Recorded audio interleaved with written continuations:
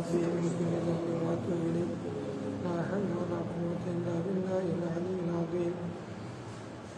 اللهم صل على سيدنا محمد وعلى آل سيدنا محمد وبارك وسلم. أعوذ بالله من الشيطان الرجيم. بسم الله الرحمن الرحيم.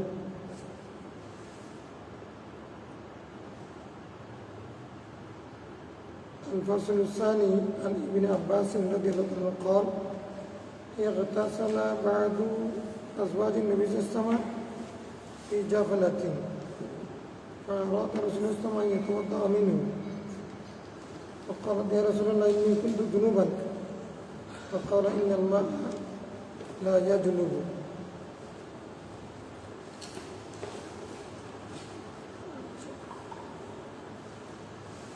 আলহামদুলিল্লাহ। আসসালামু আলাইকুম রহমতুল্লাহ বরকাতুহু। আমরা আজকে মিশকাত শরীফের তাহারাত পর্বের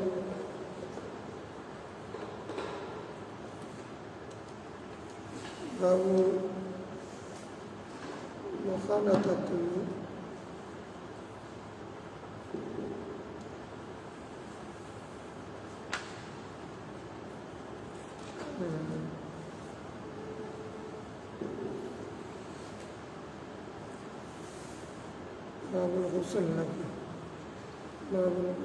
বাবু মুখালাতাতুল জুনুবি ওয়া মা ইবাহু লাহু। এটার ফসলের সালে থেকে হাদিস পড়ব।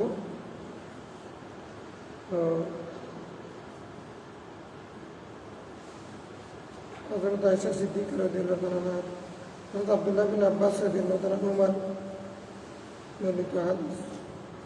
তিনি বলছেন রাসূল সাল্লাল্লাহু আলাইহি ওয়াসাল্লাম কিছু স্ত্রী কোনো পাত্রে গোসল করতেন। আরাদা রাসূলুল্লাহ সাল্লাল্লাহু আলাইহি ওয়াসাল্লাম ইয়াতাওয়াদ্দা মিনহু, রাসূলুল্লাহ সাল্লাল্লাহু আলাইহি ওয়াসাল্লাম সেখান থেকে উযু করতেন। ফাকালা ইয়া রাসূলুল্লাহ ইন্নী কুনতু জুনুবান, ওই স্ত্রী বললেন আমি তো জুনুবি ছিলাম, নাপাক ছিলাম, আপনি এখান থেকে উযু করতেছেন না? ফাকালা ইন্নাল মা'a লা ইয়াজনুবু, পানি অপবিত্র হয় না, পানি অপবিত্র হয় না।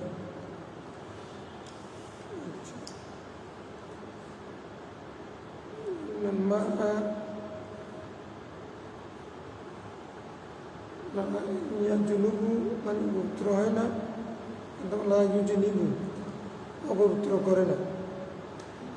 এটা হাদিসের অর্থটা একটু ব্যাখ্যা করতে হবে। মানে পাত্রটা কত বড়, পানি কি পরিমাণ, তারপরে সেটা হচ্ছে উনি কি গোসল করেছেন যে পাত্রের মধ্যে পানি নিয়ে সেখান থেকে পানি নিয়ে কেটে গোসল করেছেন, নাকি সেখানে ডুব দিয়ে গোসল করেছেন? কিন্তু ডুব দেওয়ার কষ্ট নেই।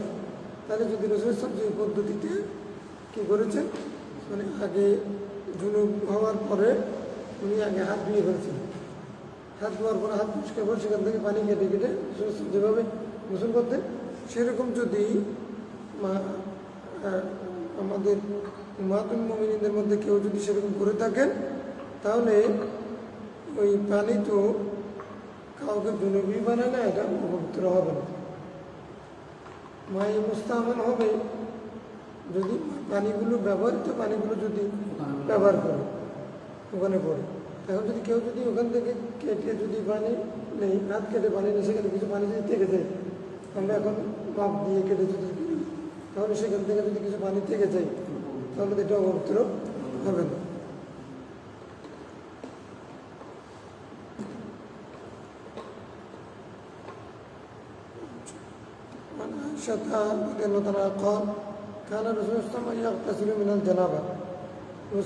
জানাবাতের গোসল করতেন,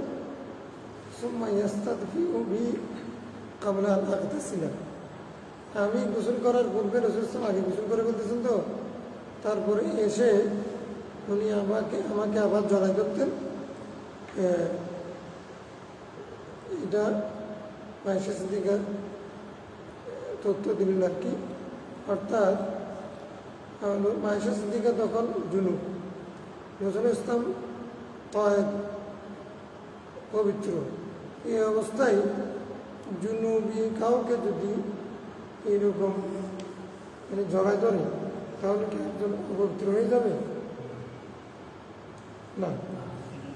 নাপাক মানুষের সাথে যদি হাত মিলাই, একসাথে হাত ধরে যদি যাই, হয়তো ওরা ধরে গেছেন না, তাহলে কোলাগুলি করলে এগুলো কোনো অপবিত্র হওয়ার কোনো কারণ নেই।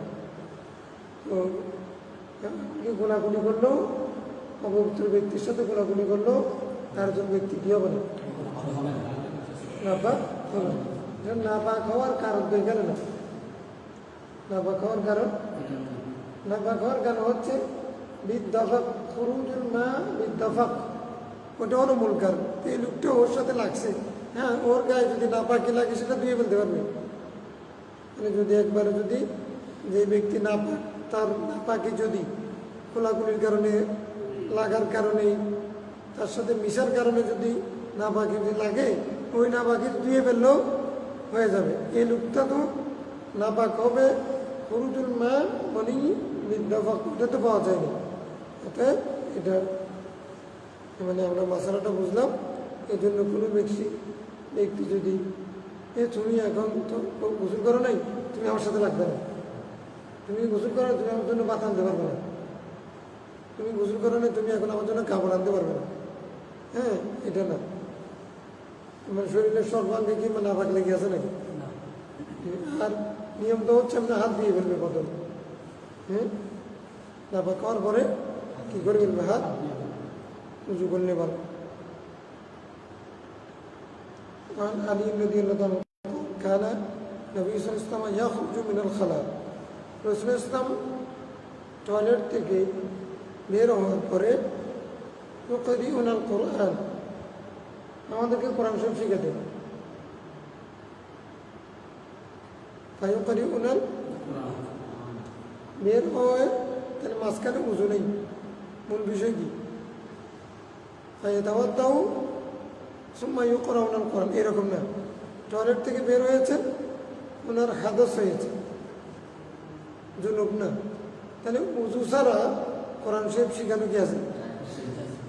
ধরা না যায়, কিন্তু শিখানো মুখস্থ শিখানো অসুবিধা নেই। ওয়া কোনো মানার লাহমা, আমাদের সাথে বসে মাংস খাইতেন এই অবস্থায় উজু না করে। ওয়ালাম ইয়াকুন ইয়াহজুবুহু আও ইয়াহজুজুহু আনিল কুরআনি শাইউন লাইসাল জানাবা ইল্লাল জানাবা, লাইসা মানে ইল্লাল জানাবা। আর বিস্তাসের মধ্যে লাইসা আছে না, হ্যাঁ, এখানে লাইসা ইল্লা, লাইসা মানে কি? জানাবাত ছাড়া উনি কোরআন শরীফ থেকে ওনাকে কোনো কিছু বাধা দিত না, তার জন্য হাজব হতো না, তার জন্য মানে হতো না, হাজাবাই হাজব বাধা হতো না, মানে হলে হতো সক্কারা। আমি যে কোনো একটা শব্দ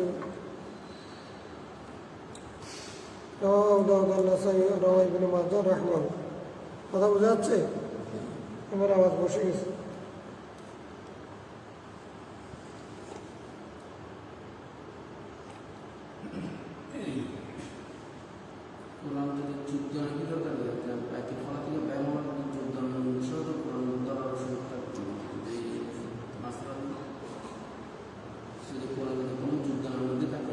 কোরআন শরীফ স্পষ্ট করার মাসালাটা আলাদা, এটা আসবে।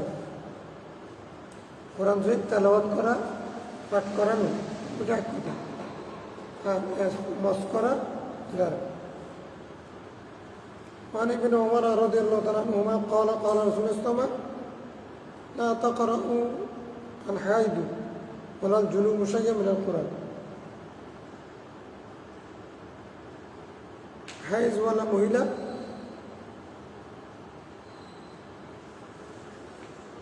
মাসিক পিরিয়ড যার এরকম মহিলা কোরআন শরীফ পড়বে না। জুনুবি ব্যক্তি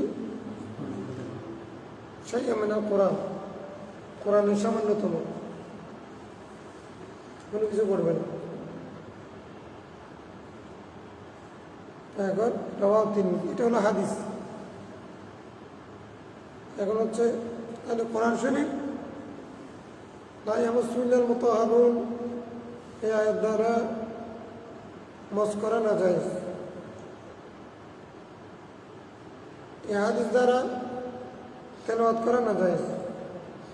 কার জন্য? জুনুবের জন্য, হায়েজওয়ালির জন্য, নাফাসওয়ালির জন্য একই। নাপাক অবস্থায় যার জন্য গোসল ফরজ, সেই ব্যক্তি কোরআন শরীফ পাঠ করা না যায়। যার জন্য শুধু ওযু ফরজ, তার জন্য মুখস্থ করা যায়। ঠিক আছে? এখন শুধু একটা সূক্ষ্ম মাসআলা থাকবে, কেউ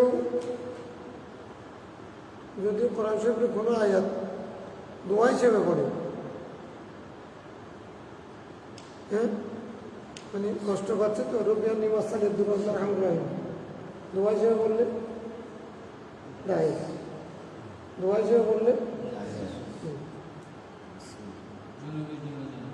হ্যাঁ হ্যাঁ বিসমিল্লাহ সুবহানাল্লাহ আলহামদুলিল্লাহ, এগুলো তো দোয়া, এগুলো জায়েজ। মানে কেউ কোনো একটা আশ্চর্যজনক ঘটনা, কেউ মারা গেছে, এখন পারসিকের আদামত এখন ও জুনুবি, এখন এইটা পড়ছে যে কি দোয়া হিসেবে নাকি কেরাত হিসেবে? দোয়া হিসেবে জায়েজ, কেরাত হিসেবে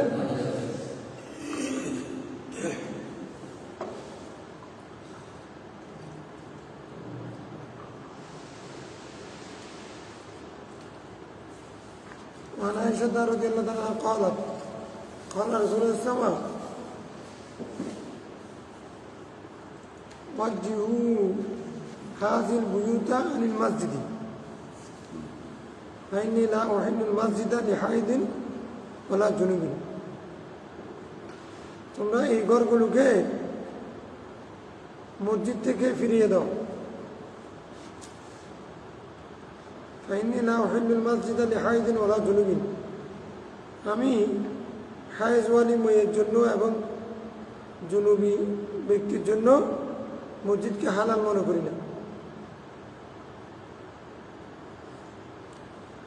মানে এরকম ছিল যে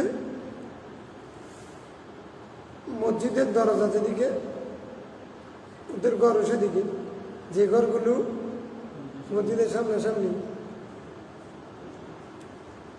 তো তাদের ঘরগুলো কি করে দাও, ঘরগুলো পরিবর্তন করে দাও, দরজা অন্যদিকে করে দাও। তাহলে ওরা ঘর থেকে যদি বের হয়ে মসজিদে না আসে তাহলে তো অসুবিধা নেই। এখান থেকে একটা ইঙ্গিত হচ্ছে যে অর্থাৎ ঘরের মুখে যদি হয়, মসজিদের পাশে হয়, তাহলে তারা মসজিদে এই অবস্থায় ঢুকে যাওয়ার সম্ভাবনা আছে, অথবা তারা ঢুকে যাইত, অথবা বোধহয় বুঝে নেই। সেজন্য রাসূল ইসলাম বলছেন, তোমরা এই ঘরের মুখগুলো অন্যদিকে করে দাও, এখান থেকে এগুলো সরাই ফেলো, ঘরগুলো তুলে নাও, মসজিদের পাশে রাখিও না। কারণ আমি হায়েজওয়ালি নাপাক ব্যক্তির মসজিদে প্রবেশ করাটা আমি যা হালাল মনে করি না। হাদিস আবার ইল্লা আমিরি সাবিরিন, ইল্লা আমিরি, তারপরে গয়র ইল্লা আমিরি সাবিরিনের জন্য জায়েজ। অর্থাৎ কোনো ব্যক্তি নাপাক, তাকে মসজিদের উপর দিয়ে যেতে হবে। ইমাম সাহেব হুজুরের রুম হল দ্বিতীয় তলায়, এখন এই মসজিদের ভিতর দিয়ে পুকুরে যেতে হবে, কি হবে? আল্লাহ সাহেব কোথা থেকে বর্ণিত হাদিস, তিনি বলেন রাসূল ইসলাম বলেছেন, ফেরেশতা ওই ঘরে প্রবেশ করে না সেই ঘরে কোনো ছবি থাকে, কুকুর থাকে আর নাপাক ব্যক্তি থাকে। তাহলে কালকের মাসালাটা আসছে, তখন কিন্তু অসুবিধা নেই, এটা ফজিলতের বিষয়। অর্থাৎ জুনুবি ব্যক্তি থাকলে সেখানে রহমতের ব্যবস্থা প্রবেশ করে না, কুকুর থাকলে সেখানে রহমতের ব্যবস্থা প্রবেশ করে না, পটু থাকলে সেখানে রহমতের ব্যবস্থা প্রবেশ করে না। তো এখানে পটু মানি হিসাব আছে কোন ধরনের পটু? জাহেলি যুগে যারা যে মূর্তি মানে থাকতো তাদেরকে জিন্দা মনে হবে ততটুকুর জন্য যায় না যায়। মানে একজন মানুষের ছবি যদি অর্ধেক থাকে তাহলে এটা বাঁচতে পারবে? এই ছবি যায়। আচ্ছা, কিন্তু সেই ছবিটা যদি সম্মানার্থে রাখা হয়, তাজিমের জন্য রাখা হয়, তাহলে না যায়। তাজিমের জন্য কোনো ছবি রাখা, তোলা এগুলো যায় নেই, যায় নেই। পীরের ছবি তো নিশ্চয়ই তাজিমের জন্য রাখা, হ্যাঁ, যায় নেই।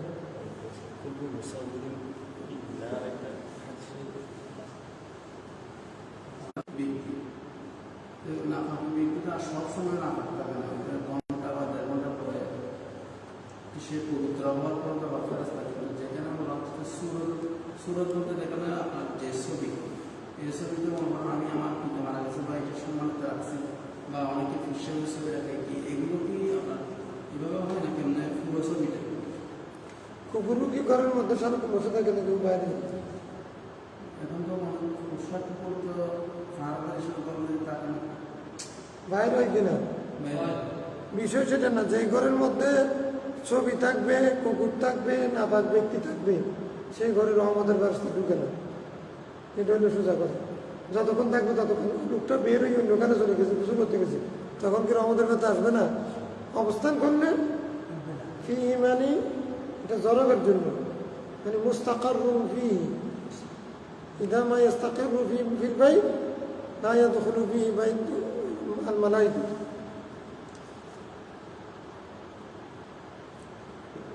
আচ্ছা, কালবুনের মধ্যে আবার একটা কথা আছে। কালবু 2 প্রকার, কালবা আম, কালবু মুআল্লাম। সাধারণ কুকুর, একটা কালবু মুআল্লাম। কালবু মুআল্লাম হলে মাসালা ভিন্ন। কালবু মুআল্লাম লালন পালন করা, ওর জায়গার মধ্যে ওকে রাখা, এগুলো জায়েজ।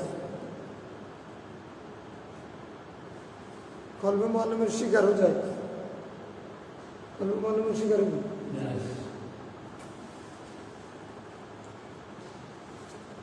মানে আম্মার বিন ইয়াসার, এগুলো ফজিলতের হাদিস।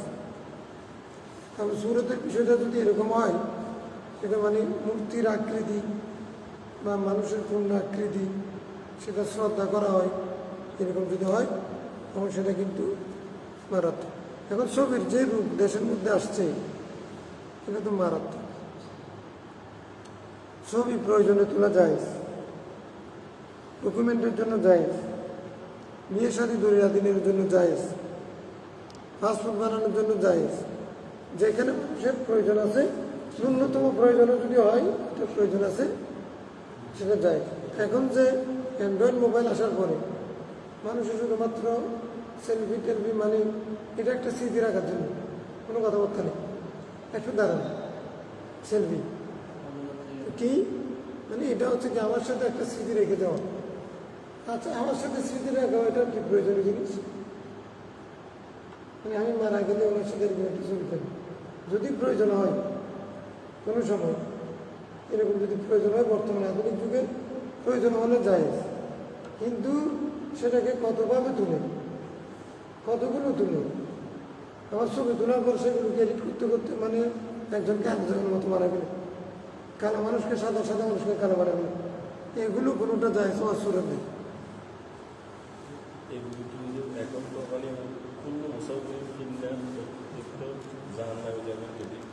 হাদিসের আবার ঠিক নাই, কুল্লু মুসাফিরিন ফিন্নার, এরকম ঠিক নাই, হাদিসের আবার এটা ঠিক নেই। এমনি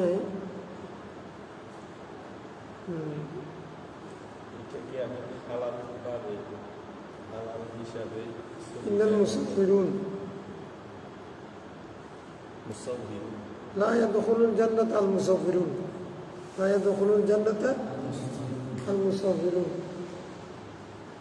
এরকম আবার হ্যাঁ, ছবি জান্নাতে যাবে না, কি বলতে চাও? এখন ছবিটা কি আমি হালাল হিসাবে হারাম হিসাবে জেনে ছবিটা তুলবো নাকি হারাম মানে আমার প্রয়োজন লাগতেছে হারাম জেনে ওই ছবিটা তুলতেছে এরকম নাকি হালাল হিসাবে জানে ছবিটা ইয়ে করে তুলবো যেটা প্রয়োজন হারামকে হালাল জানা, হালালকে হারাম জানা, ওটা একটা কুফরি। এখানের সাথে এটার সম্পর্ক নেই। মানে মূল কথা হচ্ছে যে ছবি প্রয়োজন আছে সেটা জায়েজ, যেটা প্রয়োজন নাই সেটা না জায়েজ। এখন যেটা প্রয়োজন নাই সেটাকে যদি হালাল মনে করে তখন গুনাহ বেশি হবে।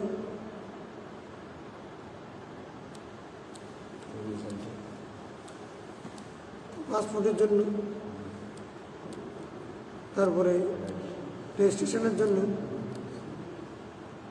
বিদেশের জন্য, হ্যাঁ, হারাম জানে ভোটারের জন্য, এটা হালাল জানা, এটা এটা তো প্রয়োজন, যেটা প্রয়োজন সেটা হালাল, সেটা হালাল জানতে হবে। এবার বুঝেছি যে এটা হারাম কিন্তু আমার লাগতেছে এই জন্য প্রয়োজন এই জন্য তুলতেছি না, এটা হারাম হবে না তো, তুমি হারাম কেন? যেটা প্রয়োজন সেটা হালাল, তুমি হারাম কেন বানাবে? যেটা প্রয়োজন সেটা হালাল, এটা আর হারাম হবে না। বৈধ কাজ যেটা প্রয়োজন সেটা হবে। হ্যাঁ, প্রয়োজনে বেকাদারের হাজাত, যদ্দূর প্রয়োজন ততটুকু পর্যন্ত হালাল।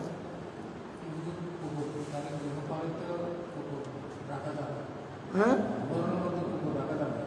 মোয়াল্লাম হলে প্রশিক্ষিত মোয়াল্লাম।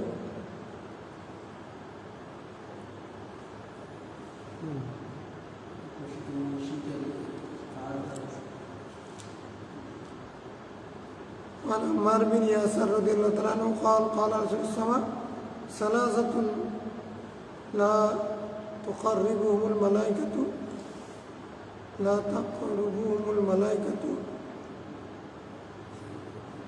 جيبة الكافر والمتضمخ بالخلوق والجنوب إلا يتوضأ।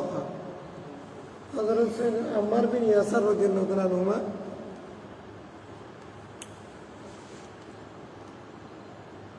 থেকে বর্ণিত হাদিস, তিনি বলেন 4 শ্রেণীর মানুষের পাশে ফেরেশতা যায় না। 3 শ্রেণীর মানুষের পাশে ফেরেশতা যায় না।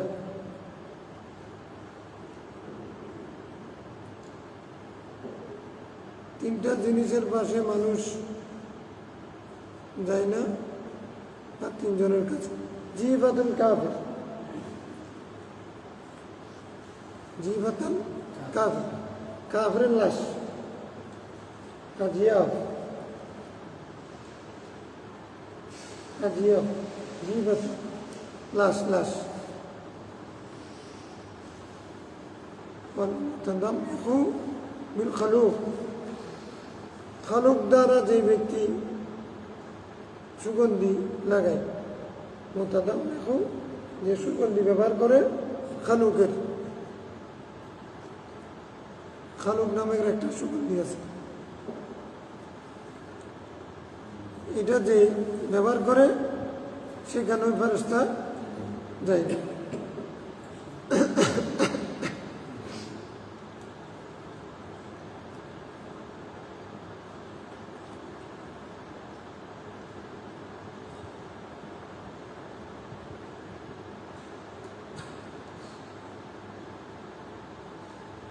জাফরান ইত্যাদির মিশ্রণে খালুক ব্যবহার হয়, তৈরি হয়, কিন্তু খালুকের কালারটা লাল হয়ে যায়।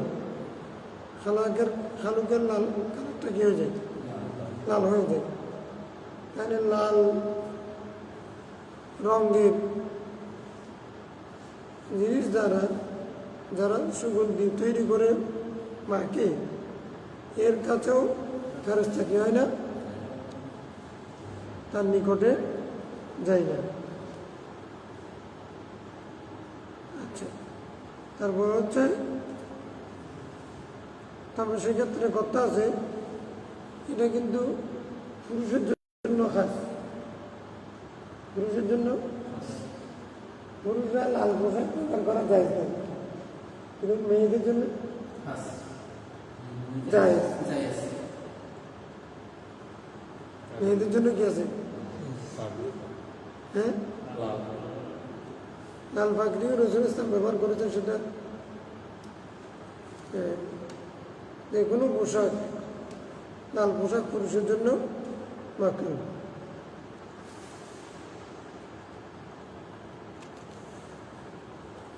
মেয়েদের জন্য জায়েজ।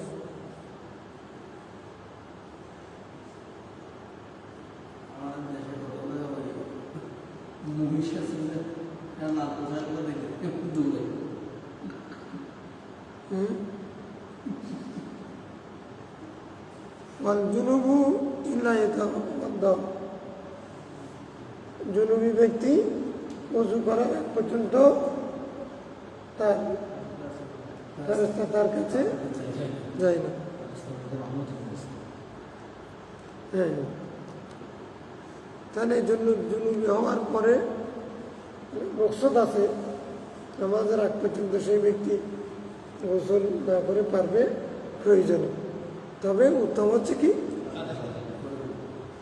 রহমতের ব্যবস্থা আসবে না, এটা এখতিয়ার, গুনাহ হবে না। রহমতের ব্যবস্থা আসলে লাভ, না আসলে লাভটা পাবেন। সহবরাতে আবাদ করলে লাভ, না করলে গুনাহ নেই। কদরে আবাদ করলে লাভ, না করলে গুনাহ নেই। এরকম। তাহলে আমরা জুনুবি হলে তাড়াতাড়ি গোসল করবো, ওযু মুক্ত হলে তাড়াতাড়ি ওযু করে ফেলবো, এতে রহমতের ব্যবস্থা বেশি থাকে। عن عبد الله بن أبي بكر بن محمد بن عمرو بن حزم أن في الكتاب الذي كتبه رسول الله لعمرو بن حزم أن لا يمس القرآن إلا طاهر।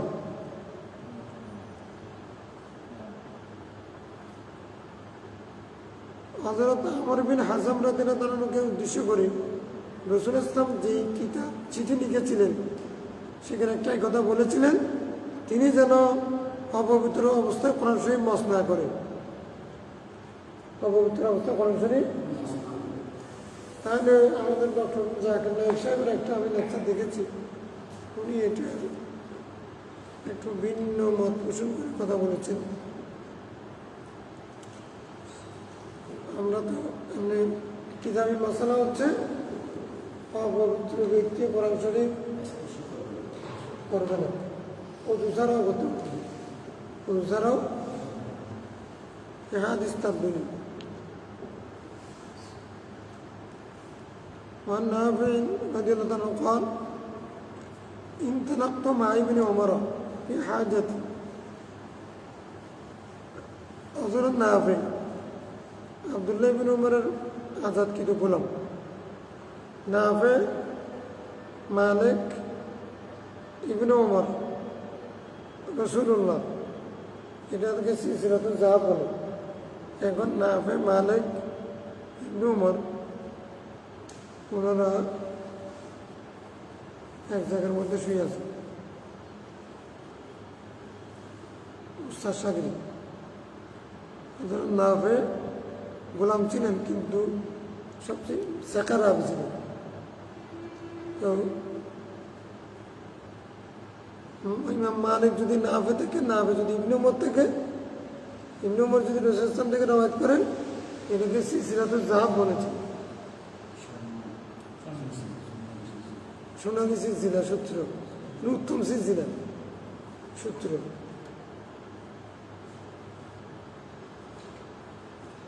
আমি ইবনে উমরের সাথে একটা প্রয়োজনে বেরিয়েছিলাম। ফাকাদা ইবনে উমর হাজাত, তিনি হাজত সেরেছেন।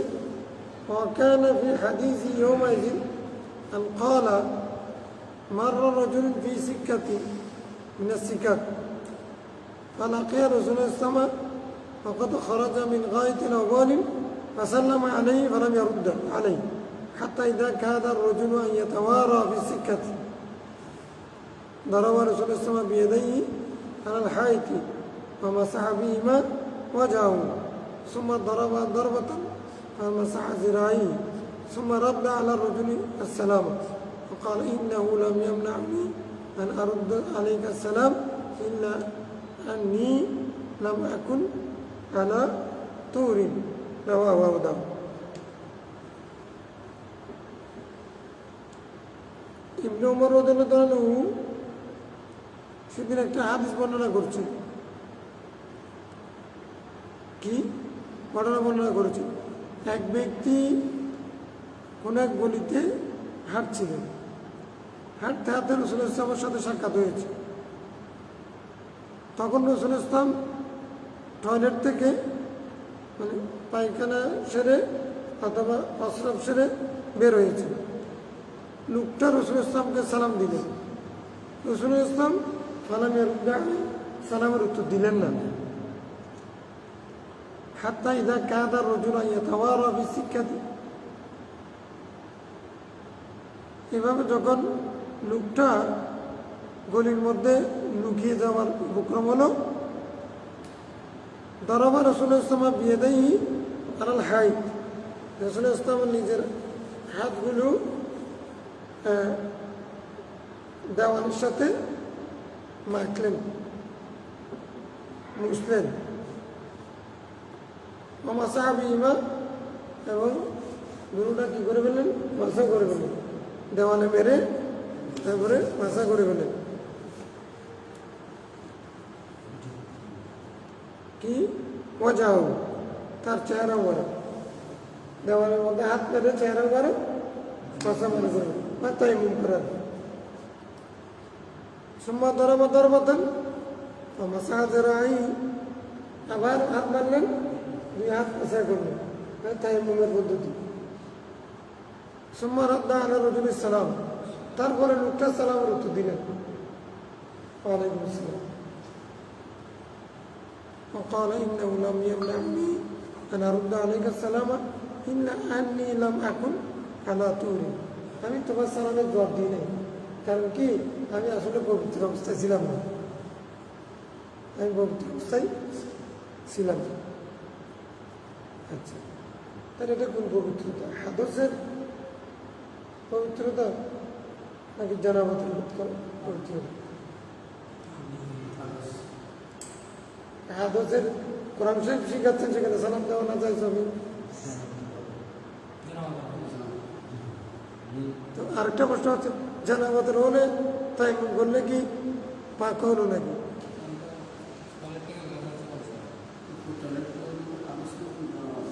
আচ্ছা তোমরা করলে বিষয় হয়ে গেলে দেওয়া হবে না পারলে আমাকে বলবে না বললে তোমরা ডিবেট করলে দেওয়া হবে না আমি আসার আগে ডিবেট করবো উত্তর দিবা যে জানলে বলবে না জানলে আন্দাজে মানে ডিল মেরে লাভ নেই প্রশ্ন হচ্ছে প্রথম প্রশ্ন হচ্ছে কি বলছি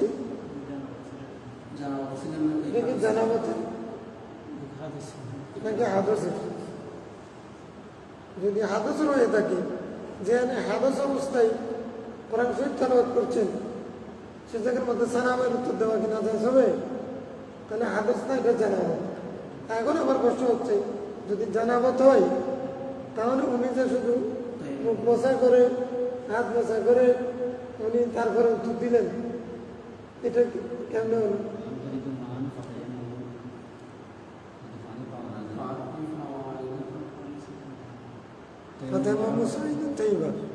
এটা উজু করার সময় যদি পানি পাওয়া না যায় তাই মন করবে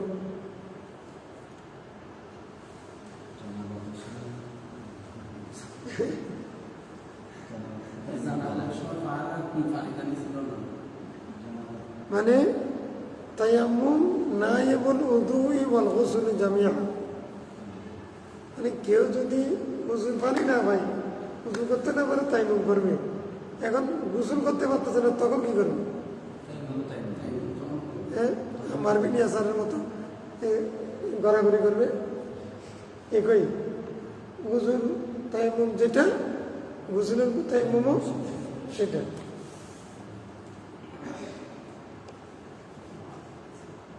তাহলে বোঝা যাচ্ছে রসুল ইসলাম তখন কি জানামতের অবস্থা ছিল।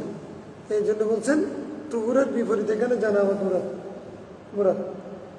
আমি তুহুর অবস্থার নাম এখন আলা তুহুরি, আমি পবিত্র অবস্থায় ছিলাম না, তার মানে আমি হাজস না, জানামতের অবস্থা ছিলাম। রাওয়াহু দাউদ।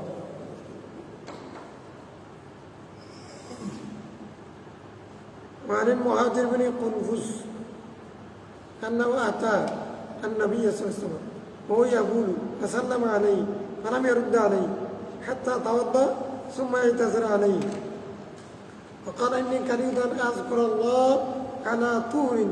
رواه أبو داود ورواه النسائي إلى قول حتى توضأ وقال الله فلما توضأ رد عليه. ভাষা চেঞ্জ করে দিয়েছেন, কোনো সমস্যা নেই। হযরত মুহাজির বিন কুনফুজের হাদিস, তিনি রসুল ইসলামের দরবারে একদিন আসলেন, তখন রসুল ইসলাম পেশাব করতেছিলেন। এসে উনি সাহাবী সালাম দিলেন, রসুল ইসলাম উত্তর দিলেন না। পেশাবরত অবস্থায় বা সালাম দিলে উত্তর দেওয়া যাবে?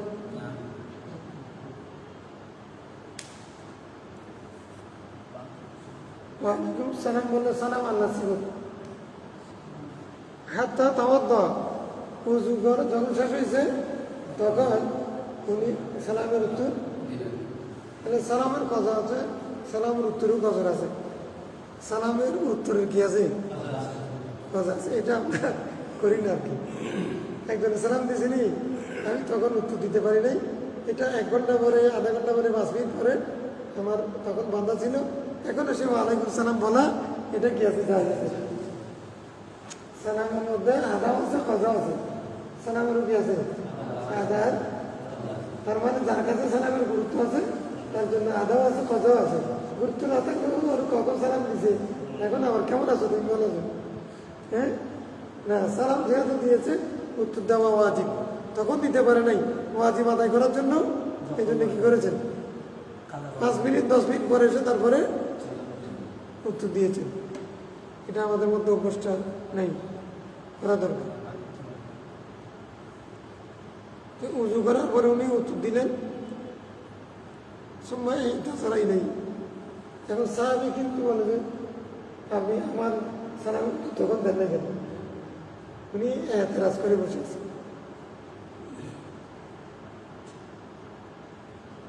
অথবা তার কাছে উজর পেশ করলেন, কেন সালাম দেয় নাই, রসুল ইসলাম তাকে তার কাছে উজর পেশ করলেন, মানে আমি কেন সালাম তখন উত্তর সালাম কেন নিই নেই। কালা কি বলেছেন, ইন্নী কারিতু আন আযকুরাল্লাহ ইল্লা আলা তুহরিন, পবিত্র অবস্থায় ছাড়া আল্লাহর নাম নেওয়াকে আমি পছন্দ মকরু মনে করি। সালামের উত্তর দেওয়ার মধ্যে আল্লাহর নামের কি আছে, কি বললাম, আসসালামুল মুমিনুল মুহাইমিনুল আজিজুল। আল্লাহর একটা সিফত কি সালাম, সালাম কি সালাম, তাহলে এটা আল্লাহ ওয়ালাইকুম সালাম মানে আল্লাহ জিকির করা, অতএব এটা আমি পছন্দ করি না। তাইলে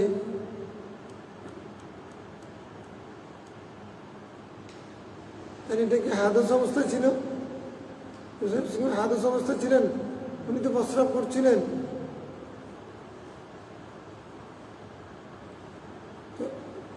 তাইলে ইন্না আলা তুহরিন মানে, এখানে ইন্না আলা তুহরিন মানে কানা ইয়াবুল, তিনি বউল করছিলেন, বউলরত অবস্থায় উত্তর দেওয়াটা জায়েজ নেই, গায়িতের অবস্থায় জায়েজ নেই, মুবাশরাতের অবস্থায় জায়েজ নেই। তো যেহেতু উনি বউল ফরমাচ্ছিলেন এই কারণে উত্তর দেন নাই। কিন্তু এটার আবার উজুর খাই করছেন আলা তুহরিন, তুহরিন মানে এটার বিপরীত হচ্ছে বউলত অবস্থায়। তুহর মানে এটা বউলের কারণে জানাবাত হয় না, আর বউ ছাড়া অন্য সময় হলে তুর সেটা হাদস হয়, হাদস অবস্থায় সালামের উত্তর দেওয়া যায়। তাহলে এখানে কি বোঝাচ্ছে, এখানে তুহর মানি অর্থাৎ যখন প্রস্রাব করে তখন সেটা তুহুরের হালত না, এটা তুহুরের হালত না, এটা একটা মানে অপবিত্র হাদস হোক বা তারপরে কিন্তু এটা কিন্তু সেটা চলমান, সে অবস্থায় পায়খানা প্রস্রাব অবস্থায় সালাম দিলেও কেউ আমি সে অবস্থায় কিনে উত্তর দেওয়া যায়। এমনি যদি উজু না থাকে তখন সালাম দেওয়া গিয়েছে, উজুর বিপরীতে যদি হয় এখানে হাদস যদি হয় তাহলে তো সালাম অনেক বন্ধ হয়ে যাবে। এখন আমার কথা হচ্ছে, কষ্ট আসছে মাসালা ভাত খাওয়া অবস্থায় সালাম দেওয়া যায় না, মাসালা আছে না? আমার এটা আপনি ভাত খাচ্ছেন, এটা সালাম দিতে পারলেন না, আল্লাহ আমরা দুঃখিত, এরকম বলা যায় আছে না? আপনি ভাত খাচ্ছেন, এই জন্য সালাম দিতে পারলেন না, দুঃখিত। মানে আসসালাম আলাইকুম হচ্ছে বাক্যটা কত লম্বা হয়ে গেল। এখন আমি বলি যে আপনি যতক্ষণ কথা বলছেন তখন এতক্ষণে সালাম দিয়ে বলতে হতো। তো কিছুদিন আগেও ঘটছিল, এখন উনি কয়েকজনের সামনে মাসালা বলতেছেন, মানে মাসালা বললাম না, এটা মানে আমি ভাত খাচ্ছি এই জন্য সালামের উত্তর দিতে পারলাম না, এই জন্য দুঃখিত। বলতো আপনাকে সালাম দিতে পারলাম না, আমার সাথে দুনিয়ার সব কথা বলতে পারছেন। হ্যাঁ, আপনি কেমন আছেন, আপনি কি জন্য এসছেন, আর আপনি আমি ভাত খাচ্ছি এই জন্য আপনাকে সালাম দিতে পারলাম না। তার মানে উনি ভাত লোক শেষ করে আমার সাথে সব কথা বলছেন, শুধু সালাম দিতে পারতেছি না। এই মশলাটা পরিষ্কার করা দরকার। মুখে খাবার থাকা অবস্থায় সালাম দেওয়া যায় না। খাবার থাকা অবস্থায় দুই কাজ একসাথে কেমন করবে, এদিকে চাপাচাপি করতেছে, ওদিকে আবার আসসালামু আলাইকুম বললে মুখ থেকে কিছু খাবার পড়ে যাবে অথবা তার খাবার দেখা যাবে, এটা বিশ্রী, এটা সুন্দর লাগে না। এই জন্য খাবার যতক্ষণ মুখে থাকে, লোকমা থাকে, ততক্ষণ সালাম দেওয়া কিনে। খাবার যদি লোকমা যদি মুখে না থাকে, খাওয়ার তো অবস্থায় আছে, মুখ পরিষ্কার আছে, কথা বলতে পারতেছে, তখন সালাম দেওয়া কি হবে না? জায়েজ জায়েজ। এই মাসালা আমাদের অনেক সাধারণ ভাই জানেন না। যেমন জানে না যে এত অবস্থায় কথা বলা যায় না, মুড়ের মধ্যে কোনো কথা বলা যাবে না, মুখ বেশি থেকে বেশি এরকম এরকম করে, হ্যাঁ, বোবা হয়ে যাবে, এটা এটা আরেক মুখ। এতে কাপ শক্ত করতে চাইনি, দুর্বল হয়ে যায়। আর যারা সারাদিন বেড়ে বেড়ে করে তার তাতে আমরা দুর্বল হবে। অপ্রয়োজনে কথাও কেন বলবে, আর প্রয়োজন হলে তখন কথা বলবে না কেন? এতে কাপ কি তোমাকে এরকম করে পাগল বানিয়ে ফেলছিল, তোমার কি বোবা বানিয়ে ফেলছিল? আল্লাহ তোমার বানাইছে না, তুমি বোবা হয়ে গেছো কেন? এরকম হলে তো ওর যদি কোনো বেশি প্রয়োজন হয়, কোনো কিছু ওষুধ পত্র, হ্যাঁ, পবিত্রতা, তারপরে খাবার দাবার প্রয়োজন হলে সে যদি বোবার মতো করে না বলে, তাহলে তো তার এতে কাপ এমনি ভেঙে যাবে। বাথরুমের চাবি লাগতেছে, এখন বাথরুম বন্ধ, চাবি এটা মুয়াজ্জিনের কাছে, এখন দেখাচ্ছে এরকম, মুয়াজ্জিন বুঝতেছে না। এগুলো করতে করতে যদি অজু ব্যাংকে তারপর মসজিদে যদি ছেড়ে ফেলে, এটা ভালো হবে? তাহলে হাতে খাবে এরকম জিনিস না। প্রয়োজনে কথা বলতে পারবে। খতিব সাহেব সমস্যা, সারাদিন ওয়াজ করলেও কোনো সমস্যা, কোরআন হাদিসে বয়ান করলেও, ক্লাস করলেও কোনো সমস্যা। হ্যাঁ,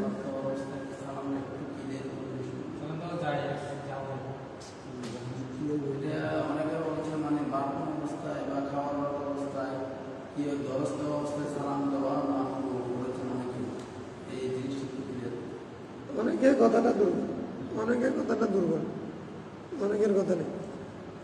অনেক এটা কি, অনেক এটা কি তুমি কি বই, জমির বই, আরেকজন আরেক বই আছে, অনেক মানে এটা না জানা, অজানা। ভাত খাওয়া অবস্থায় সালাম দেওয়া না জায়েজ ওই সময় যখন লোকমা মুখে থাকে, আচ্ছা, তারপরেও জায়েজ। কি জন্য জায়েজ? উনি ঢুকে গেছেন, দেখা হয়েছে মুসলমানের মুখ দিয়ে সালাম চলে আসছে। এখন তখন উনি খাচ্ছেন, মুখে লোকমা আছে, তখন তিনি সালাম উত্তর না দেওয়াটা না জায়েজ। তো এখন ওই যে আমরা আগে হাদিস পড়েছি, ওনার লোকমা শেষ হয়েছে, তখন এরপর উনি উত্তরটা দিতে পারবে না, না জায়েজ হবে কেন? ভাত খাওয়া অবস্থায় সালাম দেওয়া জায়েজ, তবে উত্তর নিবে কখন? শেষ হবে। আচ্ছা, না জায়েজ কেন? না জায়েজ, ওই ব্যক্তি ভাত খাচ্ছে, মুখে লোকমা, তুমি গিয়ে সালাম দিলে ব্যক্তিটা বিব্রতকর অবস্থায় পড়ে যাবে, এই জন্য না জায়েজ বলছে।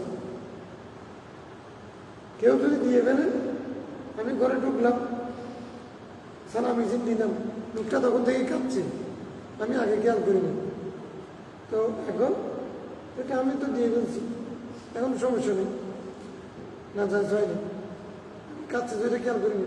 এই লোকটার দায়িত্ব হচ্ছে উনি লোকমা শেষ করে তারপরে বলবেন। এই আগের হাদিসগুলো উজু করার পরে উনি সালাম নিয়েছেন রাসূলুল্লাহ সাল্লাল্লাহু আলাইহি ওয়াসাল্লাম।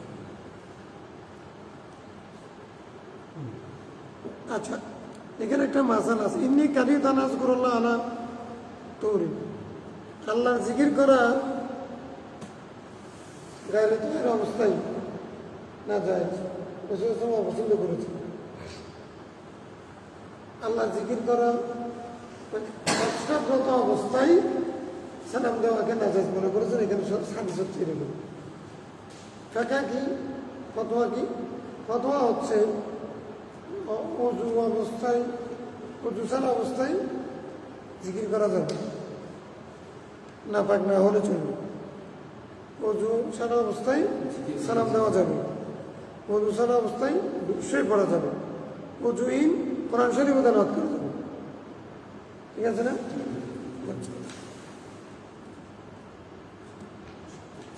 এটার বিপরীত হাদিস আছে, হাদিসের মধ্যে হাদিস ইউকিরুনা আল কুরআন ওয়া ইয়াকুলুল লাহম, হ্যাঁ, এটা বিপরীত হাদিস না? কোরআন শরীফ শিখাইতেন, কোরআন শরীফ জিকিরুল্লাহ না, কোরআন শরীফ আফজালুল জিকির না, তো এটা করতে পারলে তাহলে সালাম দিতে পারবো না। বাসরাপ্রাপ্ত অবস্থা সালামের উত্তর দেওয়া যাবে না,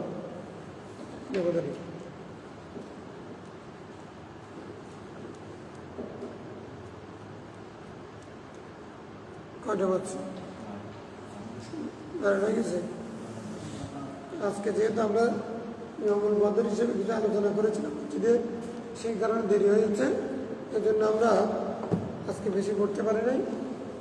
তারপরে শুকরিয়া, আল্লাহ যতটুকু বলেছেন আর ধারাবাহিকতা রক্ষা করা, এটা হলো আলহামদুলিল্লাহ। লাল কাপড়ের যে কোনো একটা কাপড় লাল থাকে, আর নামাজ লাল, পুরুষের জন্য লাল পোশাক মাকরুহ।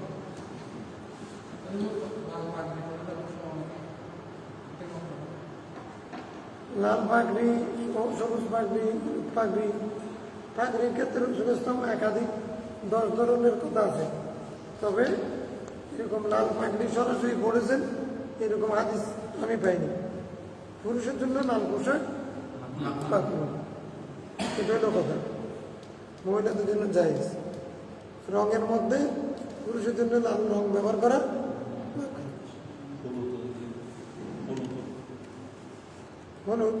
হলুদের বিপক্ষে হাদিস আছে, সেটা ফতোয়া না।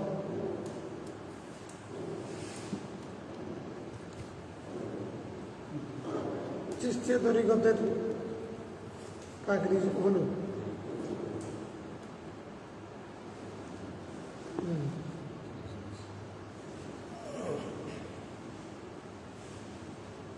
আল্লাহুম্মা সাল্লি আলা সাইয়্যিদিনা